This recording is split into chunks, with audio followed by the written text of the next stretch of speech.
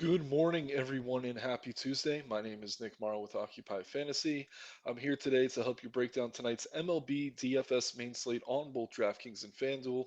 If you haven't already, please like the video. Also, subscribe to the channel that helps us get more free content like this out to you on a regular basis. You can find me on Twitter at Nick Marro DFS. And if you're not already a member of Occupy Fantasy, check the links in the description below.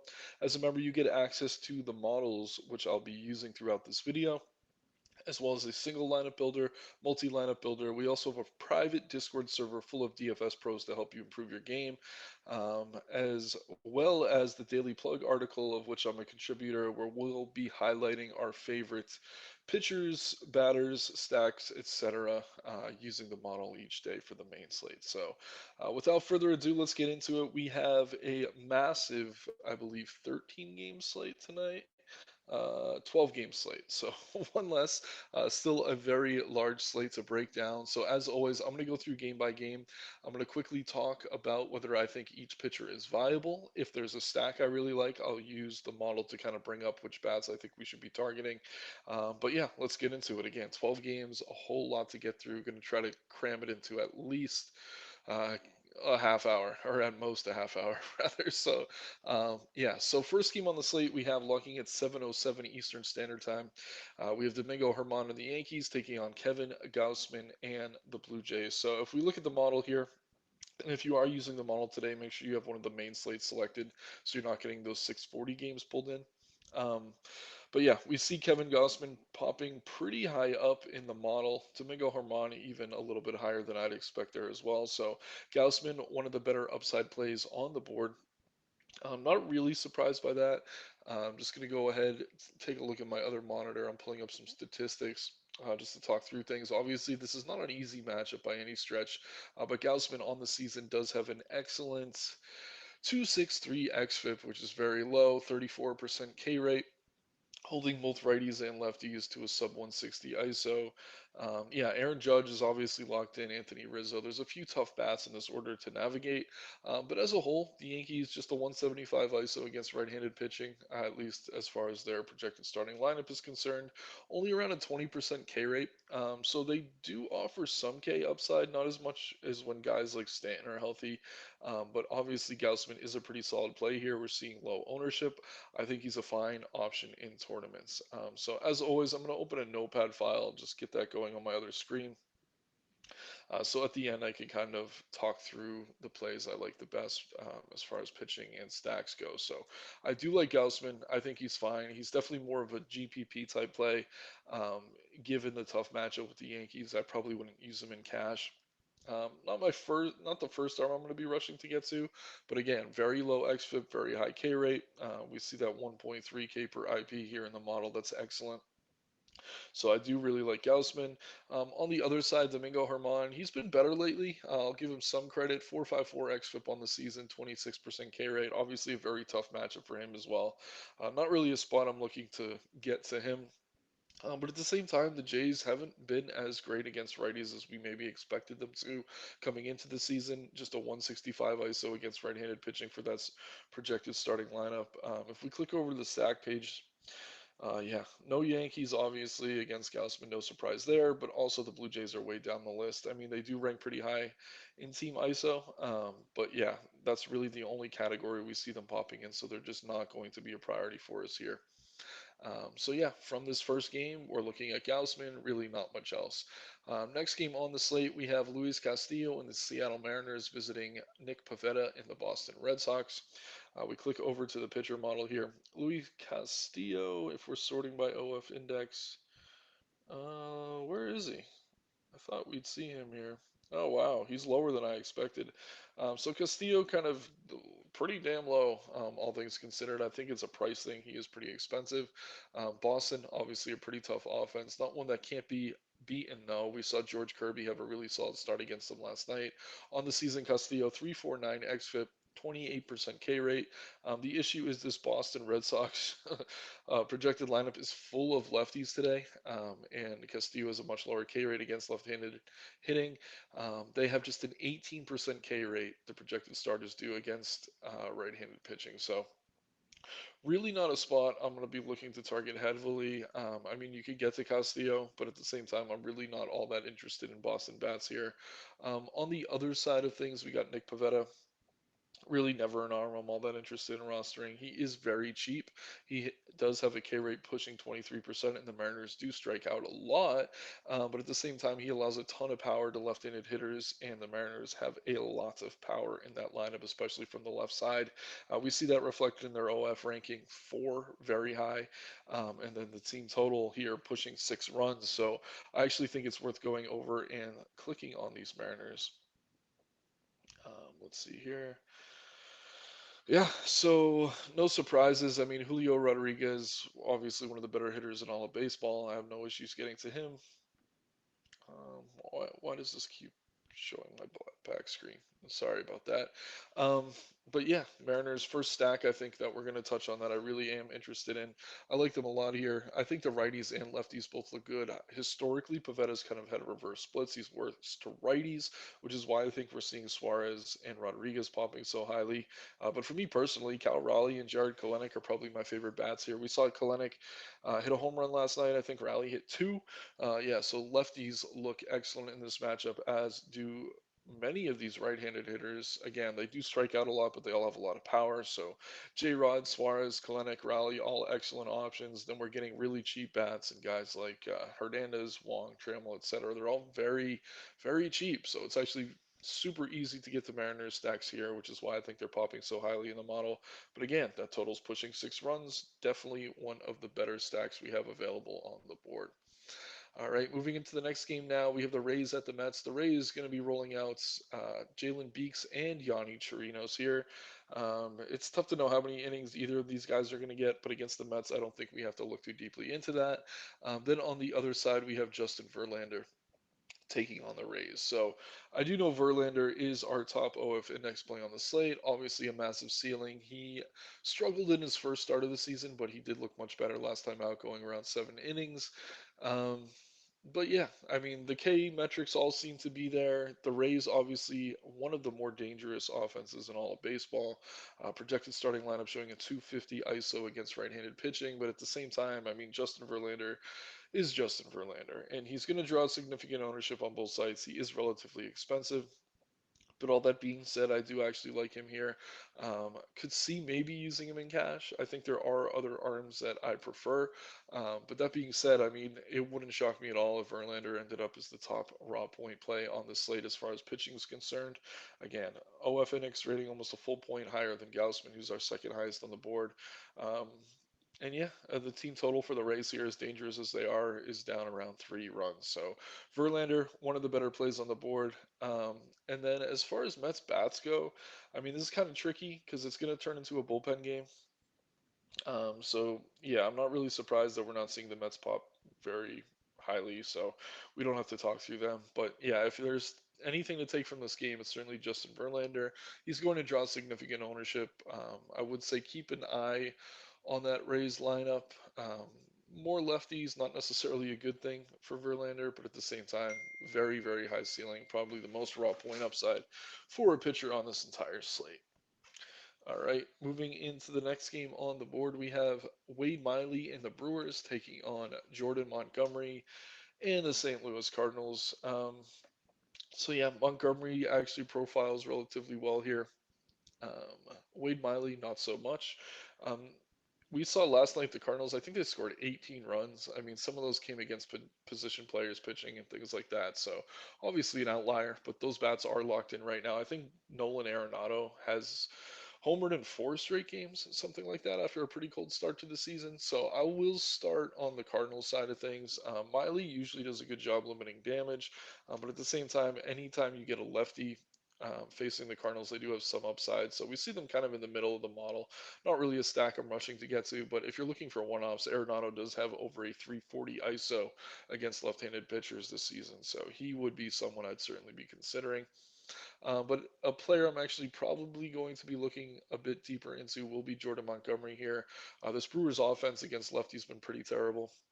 Just a 309 WOBA, 25% K rate for their projected starting lineup, which explains why we're seeing Montgomery so high here in the model. Only 7,400 over on DK, 8,600 over on FanDuel.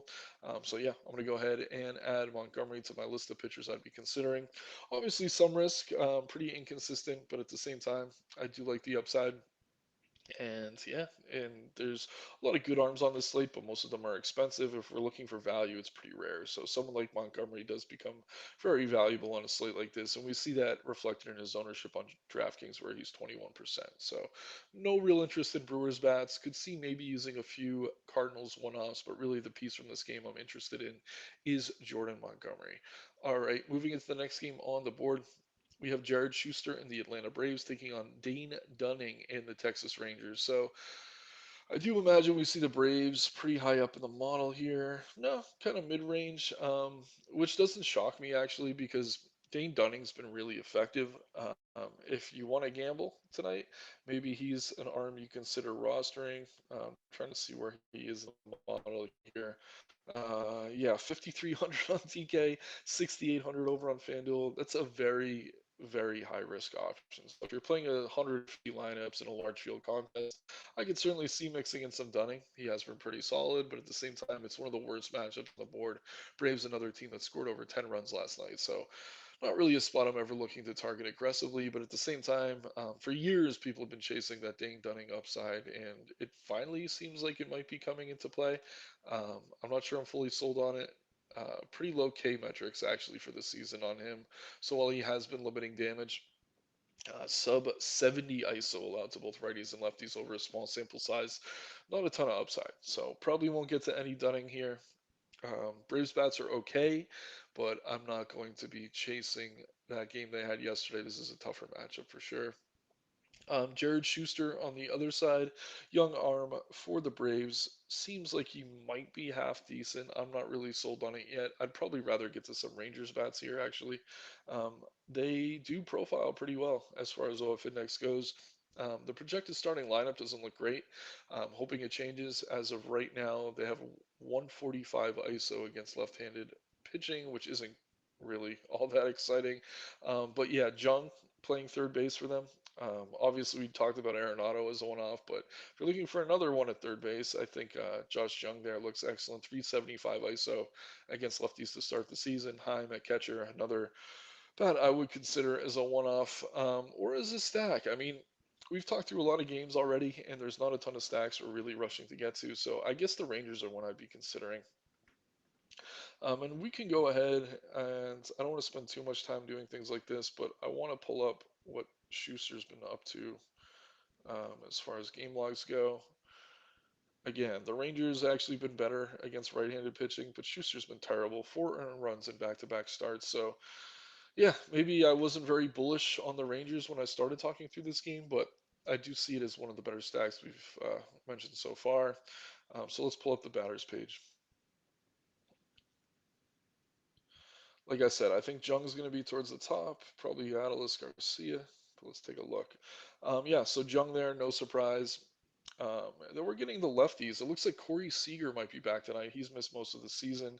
Obviously, it boosted that lineup if he's in. It is a lefty-lefty matchup, but it's not the type of lefty-lefty matchup I think you need to avoid left-handed hitters. Obviously, that's reflected in the model. But Simeon, Garcia, Heim, Jung are priorities for me here. I don't mind lower Seager. But yeah, look at that ownership. Sub 5% ownership on all of these Rangers bats. So a stack we're certainly going to want to consider. All right, moving into the next game now, we have the Cubs at the Astros. Christian Javier pitching for the Astros against Justin Steele. Back to the pitcher slide, or the pitcher's page of the model, rather. We see Javier as one of the better arms on the board.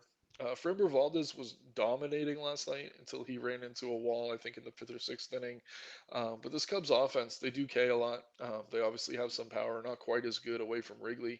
So, all that to be said, I actually really like Christian Javier here. I think he's one of the better arms on the slate. I think he's one of the safer arms on the slate. Near 30% K rate against a projected lineup that has a 25% projected K rate against right-handed pitching. So I'm going to go ahead and call Javier maybe my favorite arm on the slate. I know he's popping third in terms of OF index. I don't know that he has the same ceiling as Gausman or Verlander, but I do feel like his floor is a little bit higher. At the same time, he is going to be popular. So in cash or single entry, I think he makes a lot of sense. In other larger, higher risk formats, if you're playing chalky bats, it probably makes sense to get away from him. But for me personally, Javier is probably my favorite arm on the board. Love him on both sides. Again, very high K rate and the swing strike rate to match 14% swing strike rate for him so far this season, which is excellent to see. So I love, love, love some Christian Javier. On the other side of things, yeah, not really seeing Houston popping in the model. That's because Justin Steele's been mostly excellent to start the season. Steele, one of these arms that does a good job limiting damage. Not a ton of K upside though, so that's going to take him out of consideration for us in DFS. So if there's anything from this game we like, it is Christian Javier. Probably my favorite arm on the board on either site. I'm hoping that ownership comes down a bit though, because you're going to have to get a little bit creative with stacks if you are eating that chalk pitcher. All right, next game on the board now. We have the Cleveland Guardians at the Chicago White Sox. We have Shane Bieber facing off against Lance Lynn. Going to bring up some statistics here. I know Bieber started the season strong, but he has been regressing a little bit. This White Sox offense, not all that dangerous, but they don't K that much either. So under a 22% K rate against right-handed pitching, Bieber just an 18% K rate on the season. So while he has been limiting damage, he kind of lacks that K upside we look for in DFS. He is not playable at all on FanDuel. On TK at 9K though, I don't mind him as a second SP option. So he's okay over on DK. Really not something you can get to on FanDuel just because of the price. But all that to be said, I mean, I'm really not that interested in White Sox bats either. On the other side of things, Lance Lynn has been pretty terrible lately, pretty inconsistent, but it's the lefties that have been getting to him. And this Cleveland lineup actually has a lot of lefty power, so maybe you could get to some Guardian stacks. For me personally, there are better options on the board, but they're going to be extremely low owned. So I'll list off some one offs here. Obviously, Jose Ramirez. Always in play. Josh Naylor or Josh Bell both look fine, and then Stephen Kwan is a leadoff hitter, all decent options. Probably not a team you want to stack all that aggressively, not the highest team total. But at the same time, I mean, Lance Lynn's been pretty terrible against left-handed hitting, so there is some merit to loading up on lefties against them. But really, this is kind of a neutral game. Decent pitchers, mediocre offenses, nothing I think we really need to target. Where we have less mediocre offenses is in this next game. Our top two OF index plays on the slate. Brandon Williamson and the Reds are facing Chase Anderson and the Colorado Rockies in Coors this evening.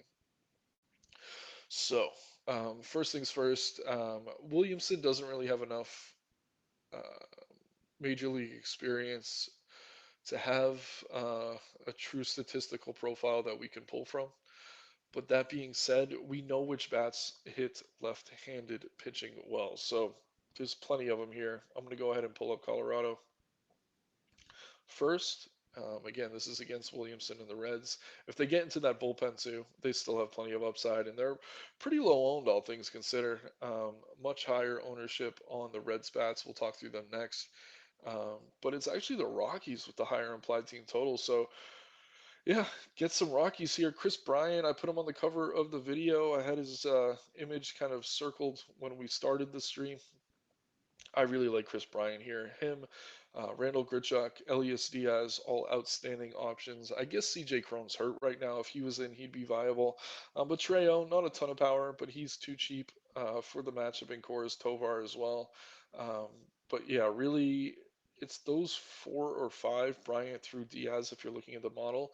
But don't sleep on Brenton Doyle. He actually had a home run, I think, and a few other additional RBIs last night. Not a ton of data on him, so he's not going to be popping aggressively in the model, but he's someone I'd be keeping an eye on if he does make the lineup. But really, Grichuk and Bryant are priorities here. They're outstanding options, and the fact we're seeing they're both owned under 15% to me is very appealing. So, as far as stacks go, love me some Rockies. I do expect that ownership to come up throughout the day, so definitely keep an eye on that. Another stack we're certainly going to be interested in are the Cincinnati Reds. Who is pitching for? Oh, good old Chase Anderson. Yeah, so he's kind of been a journeyman his entire major league career. Um, Never really been all that good. I think he had a couple good years in Milwaukee. Don't quote me on that, but all that to be said, he's an arm we could target bats against tonight. Matt McLain, first and foremost, minimum price on both sites. One of the best prospects in the Reds farm. And yeah, for whatever reason, either site wants to price him up. We get him at a thin shortstop position.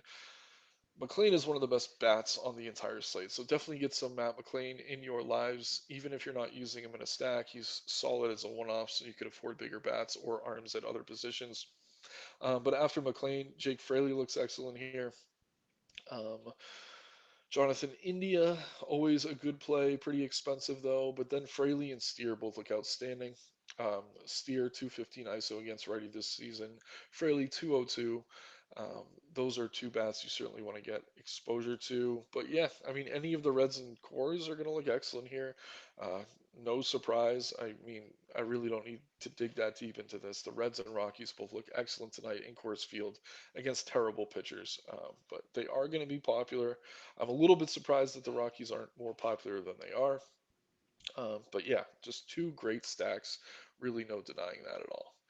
All right, moving into these later games now, we have the Royals and Brady Singer taking on Seth Lugo and the San Diego Padres. Lugo getting some love in the model. I think he's a little bit too cheap. He had some great starts to start the season. He's come back to earth a little bit, showing some aggression. Still a 3.84 xFIP on the season, 21% K rate. And the Royals, they K a lot against right-handed pitching, around a 24% K rate to start the season. So yeah, I don't mind Lugo. Not an arm I'm super excited to play, but at the same time, again, we're lacking kind of value at pitcher tonight, and he's not exactly cheap, being 8 and 9K, but he is cheaper than a lot of the other top options. So I don't mind getting to some Lugo. Really not all that interested in Royals bats. So yeah, we can move to the other side here. Brady Singer, pretty terrible to start the season. San Diego Padres, obviously one of the better offenses in all of baseball. For sorting by OF index, they come in eighth, but they're fifth in team total, ninth in WOBA. Really, no reason not to like them here. Singer does have quality stuff. He hasn't been generating swing and strikes though. That swing and strike rate is down around 9% on the season. So guys like Tatis, Bogarts, Soto, obviously all very appealing options. But yeah, I'm a little bit surprised they're so low in the model. I do expect we see that to come up throughout the day a little bit. Um, but yeah, really not going to knock anyone for trying to play Padres here. They look excellent against Brady Singer, who does have some talent, but he also allows a lot of power. 280 ISO allowed to lefties and a worse than 230 ISO allowed to righties so far this season. All right, moving into the next game on the slate, we have a battle of lefties in Oakland. Tommy Henry and the Arizona Diamondbacks take on the Oakland Athletics, um, led by Kyle Muller there. So just pulling up the statistics for this one. I don't imagine we see Muller or Henry popping as pitchers. Muller way down there. Henry not much better. Henry 6.35 xFIP on the season, not giving up a ton of power, but he's been bad enough. I think if you're desperate for a value stack, you're paying up for both pitchers on DK, something like that. You could maybe consider Oakland bats here. They're not really going to show up high in the model, but they are dirt cheap, so there is some merit to going there. A stack I do imagine we see some love. Not really. Take everything I just said back. So Oakland's way up there in the model, actually. Fifth in OF index rating, number one in ISO. So let me talk through them for a moment. Did not expect them to profile so well here, but yeah, Tommy Henry has been that bad, and no one ever wants to play Oakland A's. Brent Rooker, I think one of the top home run leaders in all of baseball right now. I think he has 13 or 14 home runs.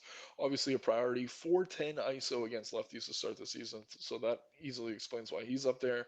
Esteury Ruiz, always a stolen base threat, likely to lead off here around a 260 or 360 WOBA, excuse me, against lefties. Carlos Perez, Jordan Diaz, Jesus Aguilar, even Raymond Laureano. Honestly, the top six bats here all look excellent for the A's against Tommy Henry. Very cheap stack, drawing no ownership at all. I really like the A's here a lot. They're going to be one of the stacks I probably get to pretty aggressively tonight. Um, but back to the other side of things, I mean, Arizona looks fine here. Um, I don't think the model is loving them all that much yet.